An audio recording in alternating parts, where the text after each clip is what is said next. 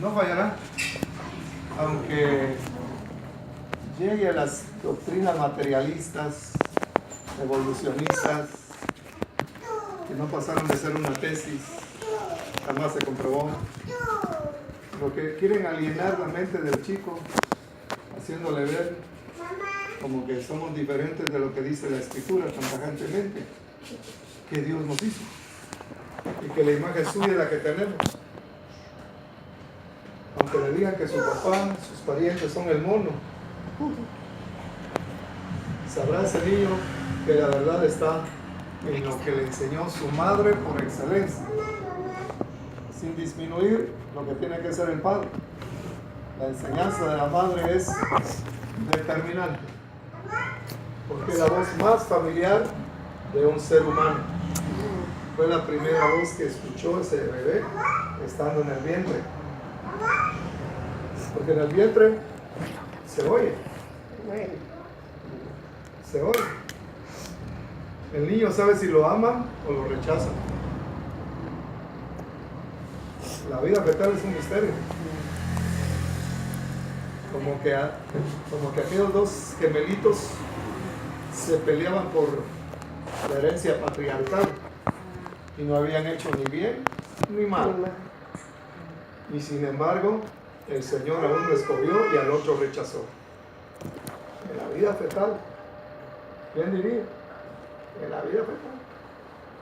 Y si la madre desde allí comienza a ministrar a su hija, a enseñarle ese ser que está tan misteriosamente siendo ya un individuo diferente de todos los demás, aunque tenga un gemelito a la par, él es tan diferente. Sus huellas dactilares, no hay ninguna que se le parezca en todo el mundo. Va a aprender a ser una persona de bien, pero hay que instruirlo. Y la madre es la que tiene que instruirlo. ¿Sabía usted que el niño se desembaraza de su mamá también a los 9 meses? Él cree que su mamá y él son lo mismo. Hasta los 9 meses. Se da cuenta que, ella es otra persona. Según la ciencia psicológica, habla acerca de eso. Y la madre tiene que aprovechar esa familiaridad tan íntima entre ella y su crío para enseñarle lo que lo va a programar para ser un hombre sensible a las cosas de Dios. Dicho sea de paso. Esta es como una entrada a lo que queremos hablar en esta noche. Vamos a abrir la palabra porque nada sabemos, ni nada entendemos. Pero la Escritura nos certifica a nosotros todo lo que es verdad. Hay 3 aspectos de la verdad. La primera y la más importante, por supuesto, es la persona de Jesús. Él es la verdad. La otra verdad es la palabra. Santifícalos en tu palabra, le dijo el Señor a su Padre. Tu palabra es verdad. Y el Espíritu Santo, con su fluir, con su ejecución, se vuelve la verdad. Jesús dijo, cuando venga el Espíritu de la verdad, Él os guiará a toda o en toda la verdad. Os recordará lo que yo os he dicho y os dirá el futuro también. Lo que dice el futuro es el Espíritu Santo. Y no es cierto que Israel sea el reloj. El reloj es el Espíritu Santo, porque Él es el que dice el futuro. Nuestro relojito, hermano, nos dice la hora, ¿verdad? Estelar. Pero quien dice el futuro es el Espíritu Santo. No es Israel. Israel está en decadencia. Dios no está tratando con ellos. ¿Tratará sí? En la tribulación tratará con ellos. Hoy su trato es con su iglesia. Y al mundo lo llama a reconocer a Jesús, a arrepentirse del mal, aunque la inmensa mayoría de la humanidad rechazará el mensaje de la palabra del Señor. Bueno, son cosas que están escritas, ¿verdad?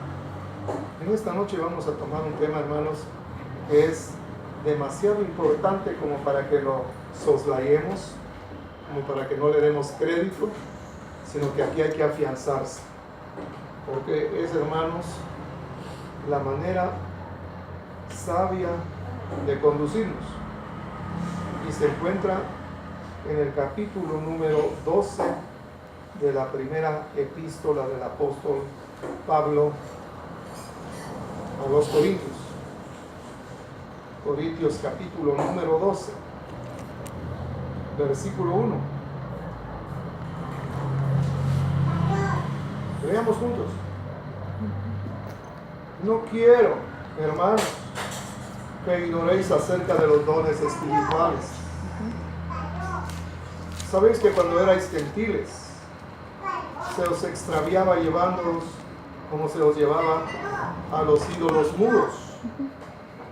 Por tanto, os hago saber que nadie que hable por el Espíritu de Dios llama anatema a Jesús.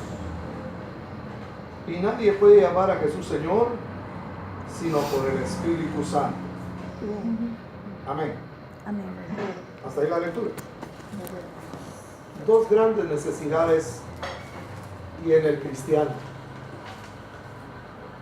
La primera, acertar al hablar de Jesús. Y la segunda, someterse a su señorío. Y las dos están distantes de la comunidad cristiana nominal de hoy. La primera,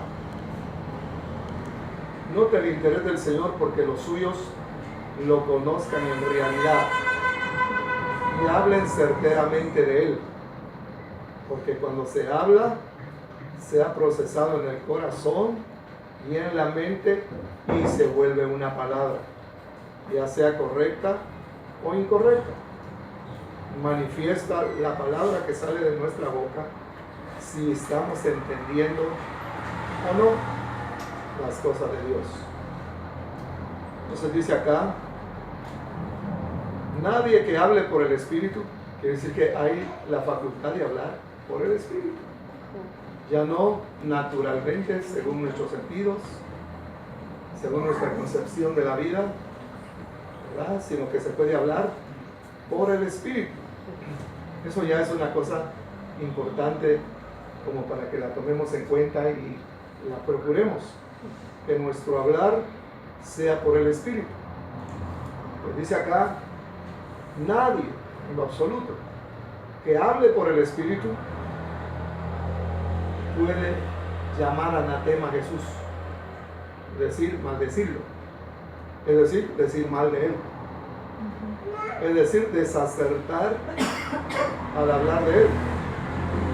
El Señor le interesa tanto que nosotros podamos esclarecer acerca de su personalidad, que le preguntó a sus discípulos con quienes había estado intimando el Señor por muchos años. Lo habían visto hacer sus grandes milagros, lo vieron caminar sobre las aguas, multiplicar los peces y los panes, y todas las maravillas que el Señor manifestó sobrehumanamente. Y les preguntó, les hizo un examen: ¿qué les dicen las gentes que es el Hijo del Hombre? Y yo le dije al Señor, están diciendo que tú eres Elías, porque como ese profeta era poderoso, milagroso, todo lo sobrenatural asistía al gran ministerio del profeta Elías, pues lo confundieron con Elías. Mucha gente decía, es Elías el que ha vuelto, porque había una promesa de que volvería, que todavía está vigente. Otros dicen que tú eres Jeremías, porque constantemente lo veían llorar. A Jeremías se le conoce como el profeta llorón.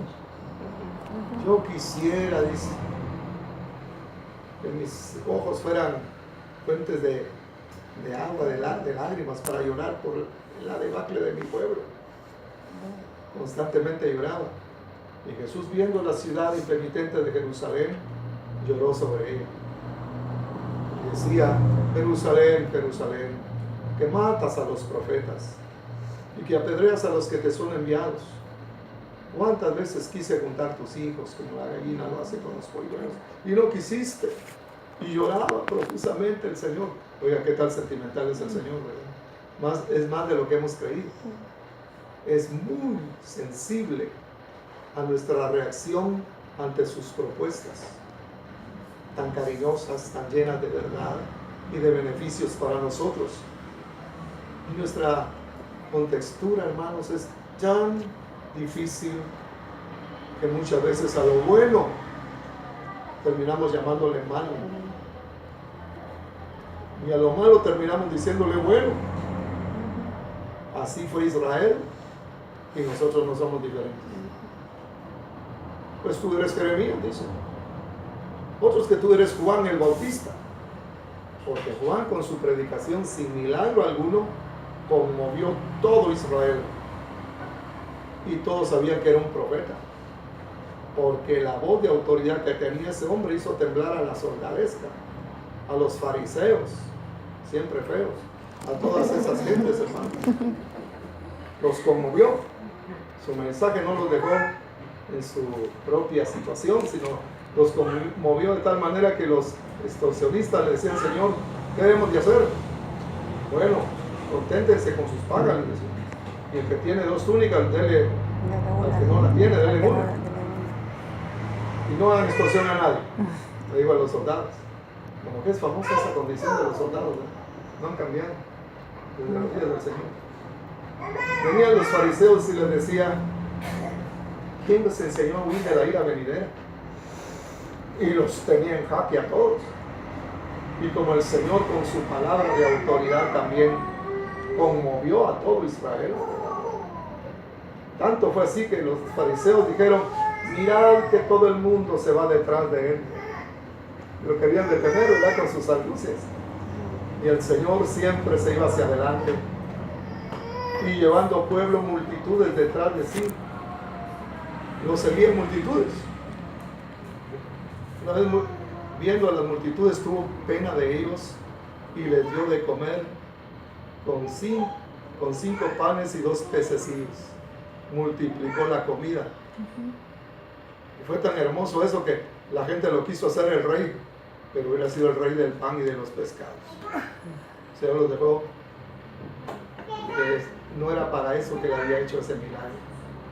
Pues cuando lo vieron tan imponente, ¿verdad?, lo confundieron también al Señor con cualquiera de los profetas grandes del pasado. El Señor había conmovido a Israel y había hecho tantas cosas que creían que era Juan el Bautista o Elías o Jeremías. Esa era la versión de la gente que no lo había conocido con exactitud. Incluso mire cómo los milagros no cambiaron de condición a la mayoría de los que el Señor tocó. Los milagros no salvan.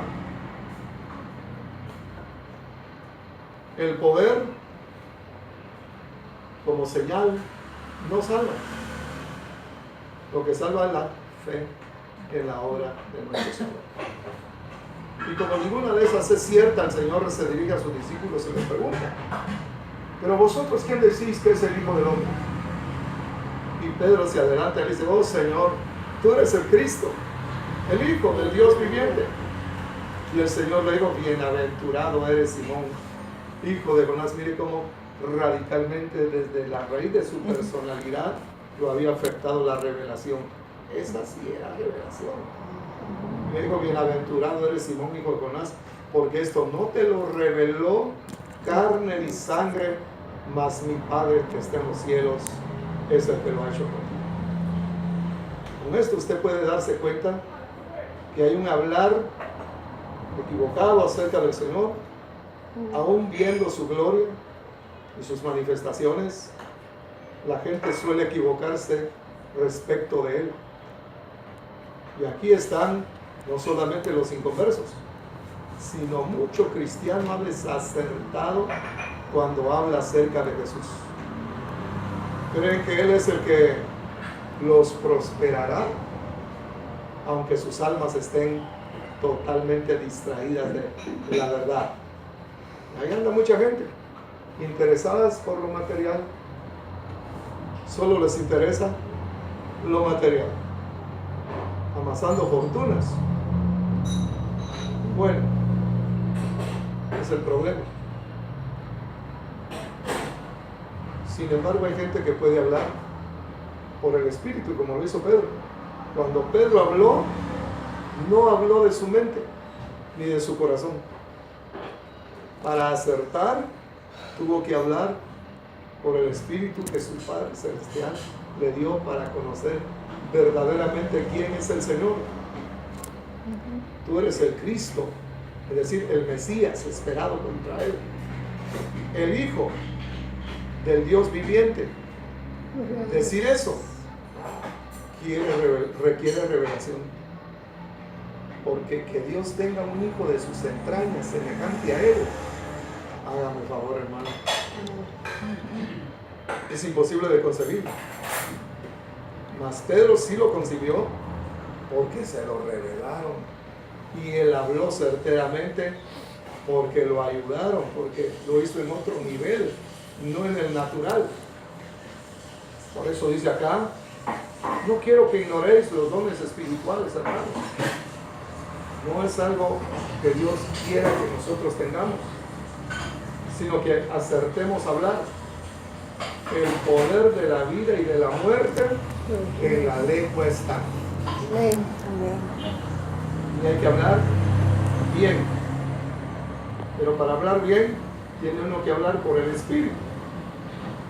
Y llama la atención que la generalidad de cristianos, lamentablemente, no conocen la verdad de la doctrina del Señor, que fue su hablar que quedó grabado en papel y tinta para nosotros hoy. Este es el hablar de Dios. Así habla Dios, así habla el Espíritu Santo, como le reveló a los apóstoles, y estos escribieron de la inspiración y el soplo del Espíritu Santo. La Biblia es el soplo del Espíritu Santo acerca del conocimiento. Entonces, nadie que hable por el Espíritu va a desacertar al hablar de Jesús. La pregunta que cabe hacer es: ¿quién es Jesús para ti? ¿Quién es? Y hay que responderle al Señor: oh Señor, tú eres por el Espíritu para mí lo que el Señor te ha revelado que sea realmente para ti. Para mí es el Dios vivo. No es menos que el Padre, ni menos que el Espíritu Santo. Es igual al Padre, es igual al Espíritu Santo. Es el que hizo los cielos y la tierra, el que quiso pagar mi salvación como la tuya también, en una cruenta cruz, porque satisfizo la demanda de justicia de nuestro Padre Celestial, que amó de tal manera al mundo que tuvo que planificar la manera de salvarlo. De su soberana voluntad no podía hacerlo. El Señor estaba impedido de perdonar el pecado de la humanidad por su sola potestad, porque hubiera violentado su atributo, tal vez el más notable, como es ser justo. Nosotros que estamos acostumbrados a la corrupción de los jueces, ¿verdad? No podemos tal vez concebir la justicia de nuestro Dios, pudiendo hacerlo, porque Él tiene todo poder y nadie le puede pedir cuentas a Él. ¿Quién le puede decir al Señor: ¿por qué haces así? Porque Él hace como Él quiere, pero su atributo de justicia le impedía perdonar al mundo. Por eso dice que ha dado a su Hijo. Esa es la solución gloriosa para que el Señor, satisfecho por la justicia practicada por el sustituto Jesús de todo su pueblo, en comunión estrecha por generación, porque el Señor nos generó Son los hermanos. Sí. Porque el Señor no fue, hermanos, que simpatizara con nosotros. Nos engendró. Y anoche decíamos, ¿verdad? Dios su espero. Bienvenidos los hermanos.